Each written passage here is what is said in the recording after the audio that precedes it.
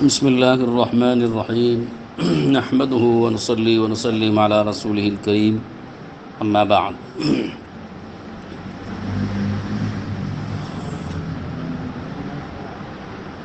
فقد قال رسول اللہ صلی اللہ علیہ وسلم حينما سألته عائشة رضی اللہ تعالی عنہ عن الطاعون قالت فأخبرني أنه عذاب يبعثه الله على من يشاء وأن الله جعله رحمة للمؤمنين ليس من أحد يقع الطاعون فيمكث في بلده صابرا محتسبا يعلم أنه لا يصيبه إلا ما كتب الله له إلا كان له مثل أجر شهيد رواه البخاري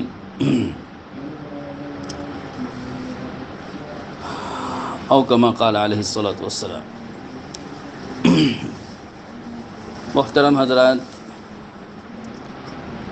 اس وقت آج کی اس مجلس میں آپ حضرات سے طاعون ایک وبائی بیماری کے متعلق کچھ اہم اور مفید باتیں عرض کرنا ہے۔ آج کل جس طرح ایک وبائی مرض چل رہا ہے، ایک وبائی بیماری پھیلی ہوئی ہے، سارے عالم کو اپنے گھیرے میں لیے ہوئے ہے، کہ جس کو لوگ کرونا وائرس کے نام سے یاد کرتے ہیں، کرونا کی بیماری، اور یہ ایک وبا کی طرح سے پھیلی ہوئی ہے اور ہزاروں لاکھوں لوگوں کو اپنی لپیٹ میں لیے ہوئے ہے۔ اسی طرح کی ایک بیماری جس کی خبر حضور اکرم صلی اللہ علیہ وسلم نے دی ہے، جسے طاعون کہتے ہیں۔ طاعون ایک قسم کی ایک وبائی بیماری ہے جس کے بارے میں حضور اکرم صلی اللہ علیہ وسلم سے خود پوچھا گیا تو آپ نے متعدد حدیثوں میں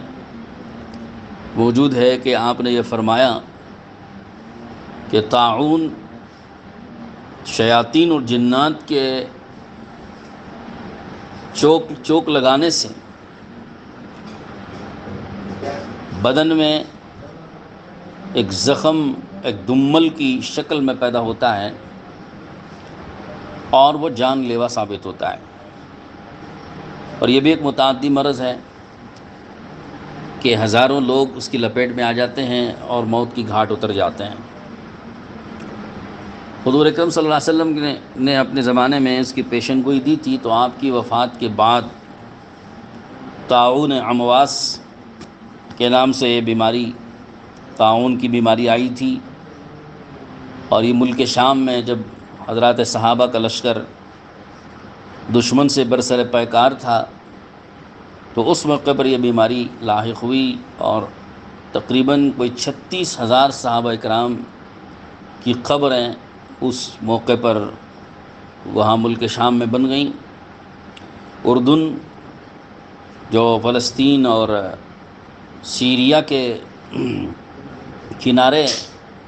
اس کا جو بارڈر لگتا ہے، وہاں پر ایک علاقے میں صحابہ اکرام کی یہ قبریں جو طاعون امواس میں شہید ہوئے تھے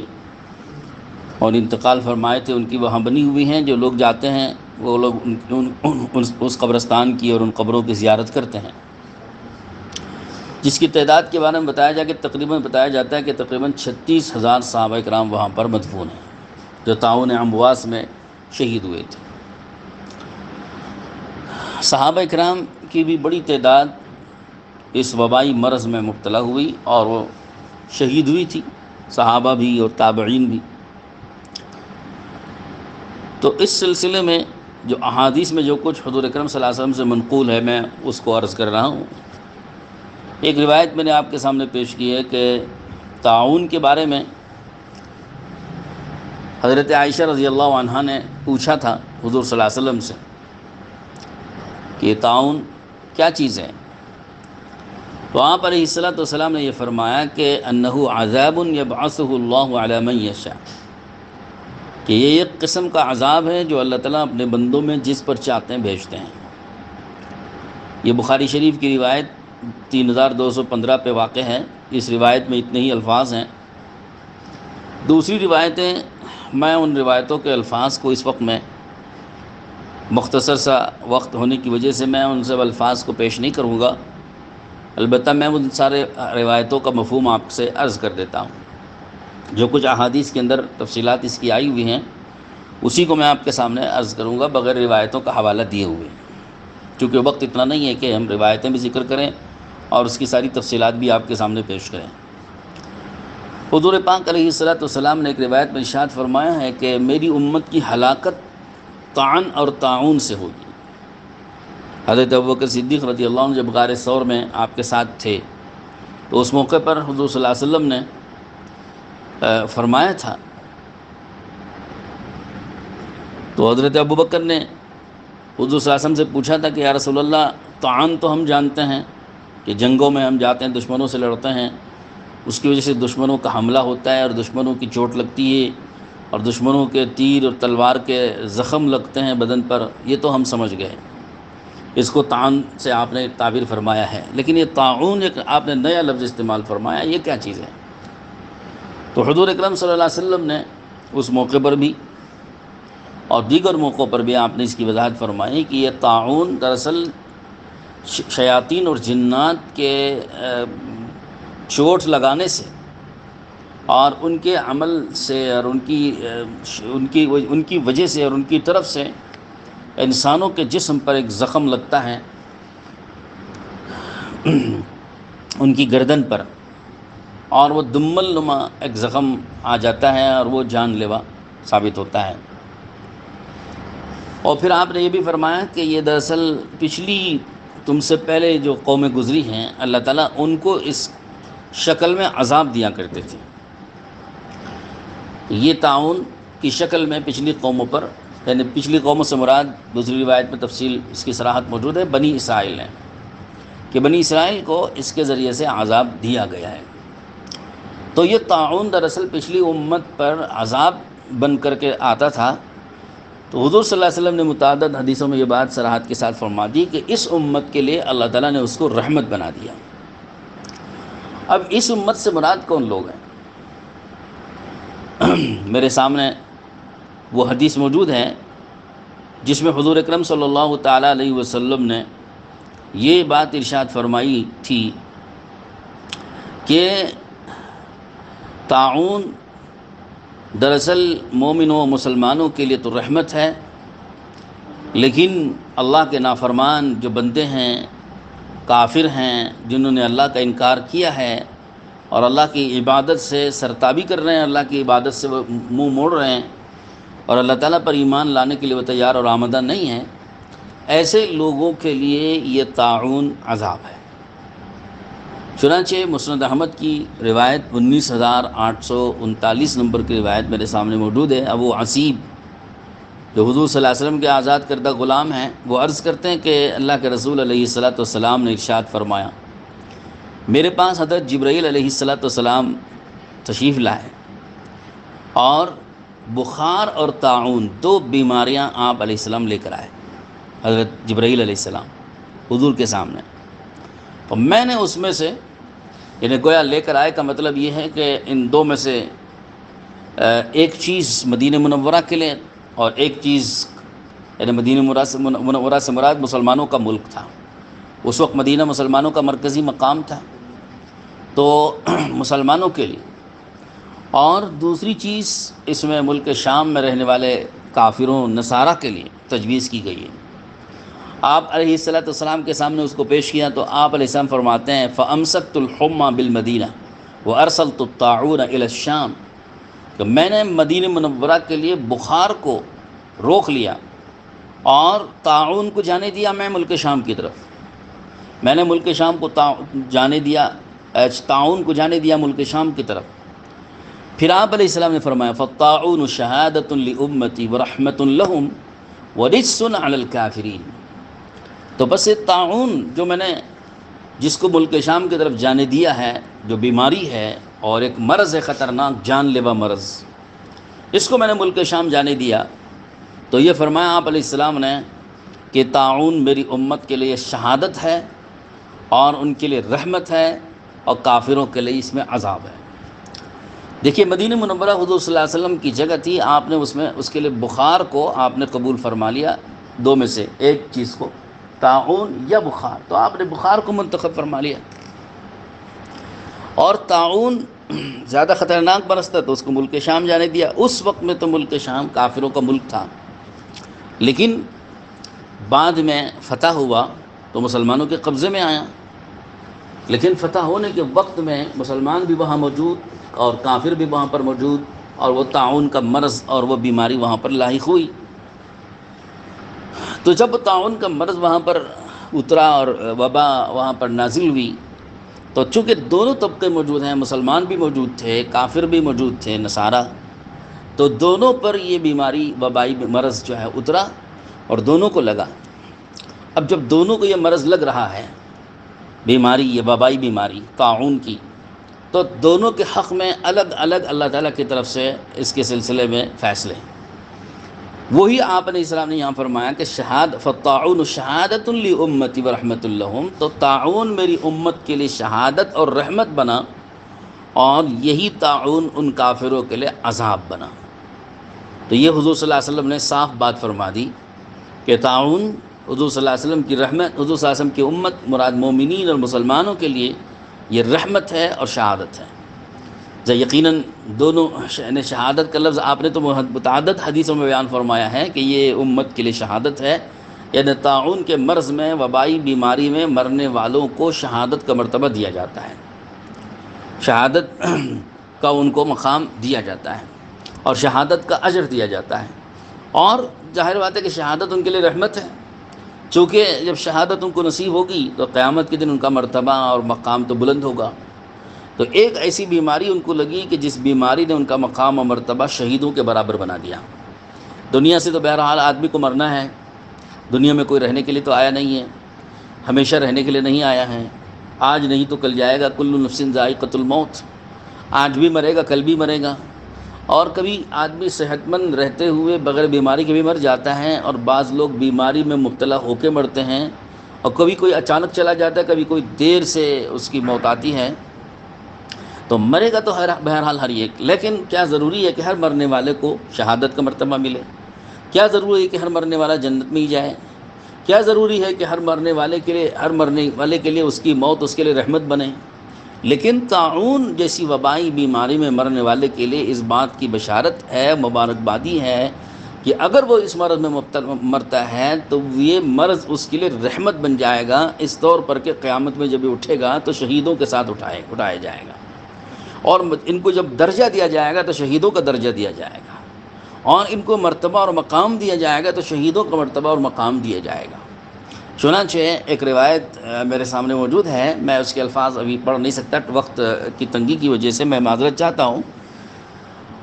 حضور پاک علیہ السلام نے بات فرمائی کہ قیامت کے دن شہداء جو جنگ کے میدان میں دشمنوں سے لڑتے ہوئے شہید ہوتے ہیں، وہ شہید شہداء لوگ، وہ بھی سامنے آئیں گے، دربار میں حاضر ہوں گے اللہ تعالیٰ کے۔ اور وہ لوگ جو غیر شہید ہیں، یعنی بستروں پر مرنے والے لوگ ہیں اور نارمل موت، عام موت مرنے والے لوگ ہیں، وہ بھی کھڑے ہوں گے سامنے دربار میں، اور یہ دونوں اللہ تعالیٰ کے دربار میں ایک تیسرے طبقے کے بارے میں اللہ تعالیٰ سے لڑیں گے۔ وہ تیسرا طبقہ کون ہے؟ یہی ہے طاعون کے مرض میں مرنے والا۔ طاعون جیسی وبائی بیماری میں مرنے والوں کے متعلق یہ دونوں حضرات، دونوں جماعتیں اللہ کے دربار میں جھگڑا کریں گی۔ کیا جھگڑا کریں گی؟ چنانچہ حضور پاک صلی اللہ علیہ وسلم نے ارشاد فرمایا کہ شہید لوگ جو جنگ کے میدان میں دشمنوں سے زخم کھا کر، دشمنوں کی تیر اور تلوار سے شہید ہونے والے شہداء، وہ یوں کہیں گے کہ یا اللہ، یہ لوگ جو طاعون سے مرنے والے ہیں، یہ لوگ ہمارے میں سے ہیں، ہماری طرح یہ بھی قتل ہوئے ہیں، اور ہماری طرح ان کو بھی شہادت کا مرتبہ ملنا چاہیے، اور ان کو بھی ہمارے ساتھ ان کا حشر ہونا چاہیے، ان کو ہمارے ساتھ جوڑ دیجیے۔ سبحان اللہ، کیسی عجیب بات ہے۔ دنیا میں تو لوگ حسد کی وجہ سے دوسروں کو اپنی جماعت سے نکالنا چاہیں گے کہ یہ ہماری میں کیوں آ گئے، انہوں نے تو قربانیاں نہیں دیں، انہوں نے تو وہ مجاہدے نہیں کیے، انہوں نے تو وہ علم نہیں سیکھا، یہ تو اس مرتبے کے نہیں ہیں، ہمارے برابر ان کو کیوں کیا جا رہا ہے۔ تو لوگ تو دنیا میں اپنے برابر کسی کو کرنے کے لیے تیار نہیں ہوتے، بلکہ جو اپنے برابر بھی ہیں کسی استحقاق کی وجہ سے بھی آ رہے ہیں اپنے برابر میں، تو اب ان کو نیچے کر کے اپنے کو اوپر کرنے کی کوشش میں لگے رہتے ہیں دنیا کے لوگ. لیکن شہداء کا قیامت میں عجیب رول ہوتا ہے کہ وہ اللہ تعالیٰ کے دربار میں ان طاعون میں مرنے والوں کو بھی اپنی جماعت میں شامل کرانے کے لیے اللہ سے لڑ رہے ہیں. اللہ تعالیٰ کے دربار میں باقاعدہ جھگڑ رہے ہیں کہ یہ ہمارے میں سے ہیں، ان کو ہمارے ساتھ کیا جائے، ان کا حشر ہمارے ساتھ ہونا چاہیے، ان کے ساتھ معاملہ ہماری طرح کا، ہمارے جیسا ہونا چاہیے. اس کے بعد یہ جب اپنی بات سے فارغ ہو جائیں گے تو بستروں پہ مرنے والے عام لوگ، غیر شہید لوگ اللہ تعالیٰ سے کہیں گے کہ یا اللہ یہ لوگ ہمارے میں سے ہیں، کیونکہ جس طرح ہم بستروں پہ مرے یہ بھی بستروں پہ مرے، تو ان کو کیوں شہیدوں کے ساتھ کیا جا رہا ہے؟ یہ ہمارے میں سے ہیں، ہماری جماعت کے ساتھ ان کو کیا جائے. اب اللہ تعالیٰ فرمائیں گے، حدیث میں ہے حضور پاک علیہ السلام نے فرمایا کہ اللہ تعالیٰ فرمائیں گے کہ طاعون کی بیماری میں اور مرض میں مرنے والوں کے زخم کو دیکھا جائے کہ ان کو جو زخم لگا ہے طاعون کی بیماری کی، جو گلٹی لگی ہے، طاعون کی جو گلٹی اور جو زخم لگا، جو پھوڑا اور پھنسی لگی ہے، وہ زخم دیکھا جائے. اگر ان کا وہ زخم شہیدوں کے زخم کی مانند ہے، مشابہ ہے، تو پھر ان کو شہیدوں کے ساتھ کر دیا جائے. تو چنانچہ فرشتے ان کا زخم دیکھتے ہیں، تو چنانچہ ان کا وہ زخم جو طاعون کا مرض کی وجہ سے ان کو بدن پہ لگا تھا، وہ شہیدوں کے زخم کے مشابہ لگے گا، اور اعلان ہو جائے گا کہ یہ ان کا زخم شہیدوں کے زخم کے مشابہ ہیں، اس لیے یہ شہداء کے ساتھ ہوں گے. اللہ تعالیٰ کی طرف سے فیصلہ ہو جائے گا کہ یہ شہیدوں کے ساتھ ہوں گے اور شہیدوں میں سے ہوں گے، اور ان کا حشر شہیدوں کے ساتھ ہوگا. تو یہ دراصل ان کے لیے رحمت بن گیا. یہی بات اللہ کے رسول علیہ السلام ارشاد فرما رہے ہیں کہ طاعون کی وبائی بیماری میں مرنے والوں کے لیے طاعون رحمت بنے گا کہ قیامت کے دن ان کے درجے اتنے اونچے اور اتنے بلند کرائے گا. تو یہی بات حضور نے فرمائی. اب ظاہر بات ہے کہ جب یہ حضور صلی اللہ علیہ وسلم کی اس امت کے ان مومنوں کے لیے رحمت بنا ہے، تو جن کا ایمان اللہ پر نہیں ہے، جن کا ایمان آخرت پر نہیں ہے، جن کا ایمان قرآن پر نہیں ہے، جن کا ایمان جنت دوزخ پر نہیں ہے، جن کا ایمان حساب و کتاب پر نہیں ہے،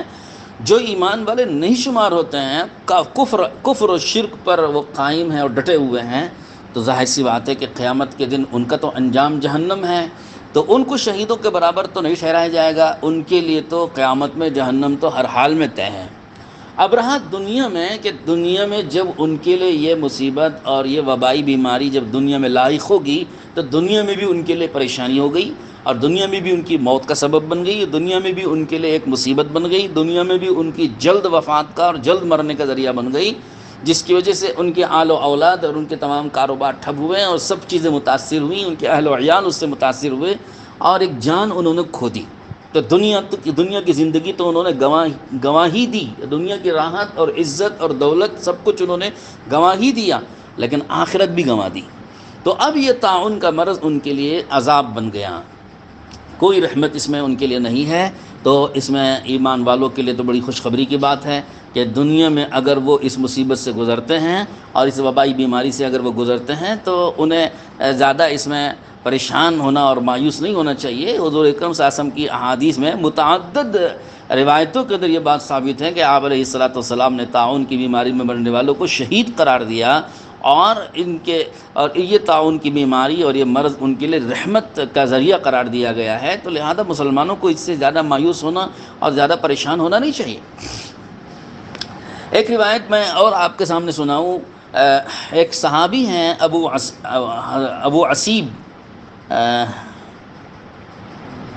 ابو منیب، ایک صحابی ہیں، عمرو بن عاص رضی اللہ تعالیٰ عنہ کا طاعون کے موقع پر، جس وقت میں وہ ملک شام میں وہاں پر موجود تھے، طاعون کے موقع پر ایک خطبہ ان کا ذکر کرتے ہیں کہ حضور انہوں نے خطبہ دیا تھا. اس خطبے میں اتفاق سے ان کی زبان سے نکل گیا کہ ان ھذا رجس مثل السیل من ینکبہ اخطأہ ومثل النار من ینکبہ اخطأتہ ومن اقام احرقتہ وعاذتہ. انہوں نے کہہ دیا کہ بھائی یہ طاعون کا جو مرض ہے یہ سیلاب کے مانند ہے کہ جو اس سیلاب سے ہٹ جائے گا وہ سیلاب سے بچ گیا، اور سیلاب اس سے گزر جائے گا، وہ بچ جائے گا سیلاب سے. اور اسی طرح آگ کے مانند ہے کہ جب آگ لگتی ہے اور فوراً اگر آدمی علیحدہ آگ سے ہو گیا تو وہ آگ سے بچ گیا، ورنہ اس آگ اس کو جلا بیٹھے گی. تو یہ بات حضرت عمرو بن عاص نے جب فرمائی تو اس وقت شرحبیل ابن حسنہ رضی اللہ تعالیٰ عنہ صحابی رسول موجود تھے. انہوں نے فرمایا کہ آپ نے جو بات کہی وہ صحیح نہیں ہے، بلکہ ان ھذا رحمت ربکم ودعوت نبیکم وقبض الصالحین قبلکم، یہ طاعون تو تمہارے رب کی طرف سے رحمت ہے، تمہارے ایک نبی کی دعا کے نتیجے میں یہ آئی ہے، اور پچھلے زمانے میں صالحین کی روحوں کے قبض کیے جانے کا یہ طریقہ ہوتا تھا کہ اللہ پاک اگر صالحین کی روحوں کو بیک وقت قبض کرنا چاہتے تھے تو اللہ اس طریقے سے قبض ان کی روحوں کو کیا کرتے تھے. تو لہذا اس سے بچنا نہیں ہے، بلکہ اس میں تو حضور اکرم صلی اللہ علیہ وسلم کی ہدایت یہ ہے کہ جہاں طاعون واقع ہو جاتا ہے وہاں پر آدمی کو ٹھہرے رہنا چاہیے، وہاں سے بھاگنا نہیں چاہیے، اپنے فرار اختیار کرتے ہوئے اور جان بچاتے ہوئے. اور جس جگہ پر طاعون واقع ہو گیا ہے اور اگر آپ وہاں پر موجود نہیں ہیں تو وہاں جانا بھی نہیں چاہیے. یہ بھی ہدایت حضور اکرم صلی اللہ تعالیٰ علیہ وسلم کی اسی حدیث میں موجود ہے. چنانچہ میں نے جو حدیث بخاری شریف کی پڑھی تھی شروع میں، اس کا ترجمہ کر کے بات کو ختم کرتا ہوں. اللہ کے رسول علیہ الصلوۃ والسلام نے ارشاد فرمایا کہ اللہ تعالیٰ نے اس طاعون کو، پہلے زمانے میں یہ طاعون کی وبائی بیماری عذاب بن کر کے پچھلی قوموں پر نازل ہوا کرتی تھی، اللہ تعالیٰ نے اس امت کے مومنوں کے لیے اس کو رحمت بنا دیا ہے. لہذا کوئی بھی شخص جہاں پر طاعون واقع ہوا اگر وہاں موجود ہے تو اس کو وہاں صبر کے ساتھ اور اللہ تعالیٰ سے اجر کی امید لگاتے ہوئے وہیں پر ٹھہرے رہنا چاہیے، وہاں سے جانا نہیں چاہیے. اگرچہ اس کو اس بات کا پورا یقین ہے کہ اللہ کی مرضی کے سوا کوئی چیز کسی کو لاحق نہیں ہوتی، تب بھی اس کو وہیں پر ٹھہرے رہنا چاہیے، وہاں سے جانا نہیں چاہیے. دوسری روایتوں کے اندر آپ نے یہ بات فرمائی ہے کہ اگر آدمی باہر موجود ہے، کسی بستی میں طاعون جیسی وبائی بیماری لگ گئی ہے تو وہاں اس بستی میں جانا نہیں چاہیے. یہ دونوں ہدایات حضور اکرم صلی اللہ علیہ وسلم نے دی ہیں. اور پھر آپ نے اس حدیث میں یہ بھی وعدہ فرمایا کہ الا کان لہ مثل اجر شہید، کہ اگر وہ اسی جگہ ٹھہرا رہے گا تو چاہے وہ زندہ رہے یا وہ مر جائے اس کو شہادت کا اجر ضرور ملے گا. محدثین نے اس کی تشریح میں یہ بات لکھی ہے کہ حضور نے جو صابراً محتسباً جو فرمایا کہ صبر کرتے ہوئے اور اجر کی امید لگاتے ہوئے اگر وہ وہیں ٹھہرا رہے گا، تو یہ جو وعدہ حضور نے فرمایا کہ یہ وعدہ ہر حال میں اس کے ساتھ پورا کیا جائے گا کہ اس کو شہادت کا اجر ملے گا. علماء نے تشریح فرمایا کہ اگر وہ انتقال کر جاتا ہے تو وہ شہادت کا درجہ پائے گا، اور اگر انتقال نہیں کرتا ہے، وہ زندہ رہتا ہے، تو شہادت کا اجر ملے گا، شہید والا اجر اس کو دیا جائے گا. مرتبہ تو شہادت مرنے والے کو ملا اور زندہ رہنے والے کو شہادت کا اجر ملے گا. تو لہذا یہ بخاری شریف کی روایت 3215 نمبر پہ واقع ہے. اللہ تعالیٰ سے دعا فرمائیں کہ اللہ پاک ہم سب کو سمجھنے کی توفیق عطا کرے. یہ وبائی بیماریاں بسا اوقات ہمارے زبان سے یہ مصیبت اور ہماری زبانوں سے نکل جاتا ہے کہ یہ عذاب ہے اور یہ مصیبت ہے، حالانکہ اللہ کے نبی نے صاف فرما دیا کہ وبائی بیماری مومنوں کے لیے تو رحمت بھی ہے، راحت بھی ہے، شہادت کا درجہ بھی ہے، شہادت کا سبب ہے اور آخرت میں ترقی درجات کا سبب ہے، اور عذاب ہے کافروں کے لیے. ہاں، جو نافرمان بندے ہیں، جو اللہ تعالیٰ کے نافرمان بندے، ان کے لیے تو یقیناً عذاب بنے گا. اس لیے نافرمانوں کو تو توبہ بھی کرنا چاہیے، استغفار کرنا چاہیے، لیکن مومن و مسلمانوں کو اللہ تعالیٰ سے اجر کی امید لگاتے ہوئے صبر کے ساتھ رہنا چاہیے. اس میں واویلا مچانا یا شکایت کرنا، اللہ تعالیٰ کی جو نعمتیں ہیں ان نعمتوں کا انکار کرنا اور ٹھکرانا، اور ایک معمولی سی اس بیماری کی وجہ سے اللہ کی پچھلی اس تمام صحت والی جو نعمتیں ہیں اور دیگر نعمتیں ہیں ان نعمتوں کا انکار کر دینا، ان نعمتوں کا شکریہ نہ ادا کرنا، ان نعمتوں کو بھلا دینا، یہ بات اچھی نہیں ہے. مسلمانوں کو تو چاہیے کہ ہر حال میں اللہ تعالیٰ کا شکر کریں. ایک بیماری میں اگر اللہ نے مبتلا کیا ہے تو وہ بیماری بھی مومنوں کے لیے رحمت بنے گی، اور اس میں بھی کوئی مصلحت اور اللہ تعالیٰ کی حکمت پوشیدہ ہوتی ہے. لہذا اللہ کی حکمت اور اس کی مصلحت سے اگر ہم واقف نہ ہوں تو اللہ کی نعمتوں کا انکار کرتے ہوئے واویلا نہیں مچانا چاہیے، بلکہ صبر کے ساتھ، احتساب کے ساتھ، آخرت میں اجر کی امید لگاتے ہوئے اس کو برداشت کرنا چاہیے اور اللہ تعالیٰ کی مرضی پر راضی رہنا چاہیے. راضی برضا اس کو کہتے ہیں کہ اللہ کی مرضی پر آدمی کو راضی رہنا. اللہ تعالیٰ توفیق نصیب فرمائے. وآخر دعوانا ان الحمد للہ رب العالمین.